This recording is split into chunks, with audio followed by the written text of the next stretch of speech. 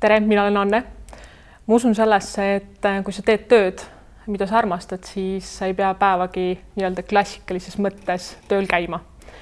Ja teine asi, millesse ma usun, on see, et kui sa teed tööd, mida sa armastad, siis sinuni jõuavad need inimesed, kes hindavad täpselt seda, mida sina teed. Ma mäletan, et põhikoolis käies ma ei teadnud midagi sellest, et võib teha tööd, mida saab nautida. Et minu ettekujutus tööst oli see, et see on üks tüütu kohustus, mida tuleb lihtsalt teha ja et see on üsna klassikaline, et sa ootad kogu aeg reedet ja puhkepäevasid, et sa justkui eladki laupäeva ja pühapäeva nimel.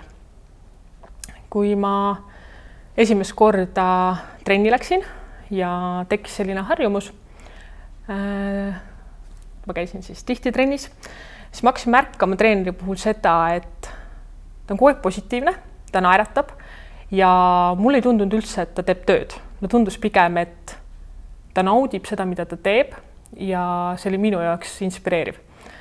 Ja pärast seda, kui ma teadvustasin seda, siis ma otsustasin, et mina tahan samamoodi leida üles selle miski, mis mulle meeldib ja mida tehes ma ei tunne seda, et ma pean ootama nädalavahetusi. Ja kuna mulle endale trennis meeldis väga käia, meeldib siiamaani, siis ma otsustasin, et ma proovin treeneri ametit. Ja eks iga asjaga on see, et enne kui sa ei ole seda proovinud, siis enne sa tegelikult ei tea ka, kas see sobib sulle või see ei sobi. Ja eks sellel teekonnal ka on olnud selliseid tagasilööke, aga lõpuks see tunne, kui sa teed tööd, mis sulle väga meeldib ja see on kasvanud välja su hobist, siis see on väga-väga hea tunne, et ma olengi täna põiminud oma igapäeva nii-öelda tööellu päris palju oma hobisid. Ehk et hobidest on välja kasvanud see, mida ma igapäevaselt teen. Lisaks treeneri ametile meeldib mulle ka kunst, see on meeldinud mulle väikesest peale. Ja kunst on minu meelest selline valdkond, mida saab põimida väga hästi oma tööellu, et seal on nii palju erinevaid võimalusi. Minu hetke kõige suurem projekt on koostöös kirjastusega Seik, ehk siis kujundan erinevaid tooteid, näiteks kalendreid, sokke, erinevaid märkmikke.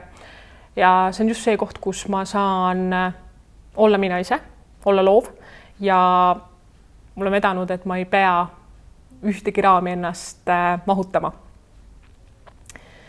Ja mul on kolmas kirg ka, milleks on kirjutamine. Kirjutamine on ka minu meelest selline valdkond, kus on hästi palju võimalusi, kuidas seda nii-öelda ka tööks viia. Ja minu praegune kõige suurem saavutus võib-olla selles valdkonnas on mu raamat Südametüdruk. Jõudis 2 kuud tagasi poelettidele. Ja see oli ka jällegi selline projekt, kus sain olla täiesti mina ise teha täpselt seda asja, millesse ma ise usun. Nii et see sai täiesti minu näoga. Ja kokkuvõtteks ma ütlekski seda, et kui sa teed selliseid asju, mis sind kõnetavad, siis sa ei tunnegi, et sa teed tööd.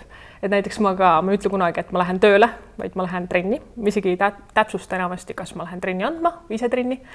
Ja on olnud ka selliseid puhkuseid, kus ma ootan seda, et saaks trenni andma minna, et näeks jälle oma liikmeid, saaks jälle saali ees olla.